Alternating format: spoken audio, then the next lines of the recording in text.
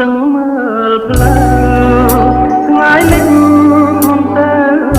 អាសូរត្រីព្រឹងនៅតែរងចាំ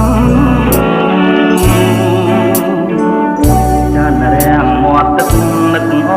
បនដាំរលកទន្លេក៏ក្រំទួញយំឲ្យជ្រំនឹងកម្មវិសា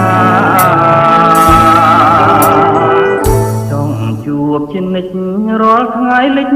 ទៅចង់ជួបណាស់ទៅលងលងឥឡូវនៅតែប្រាថ្នា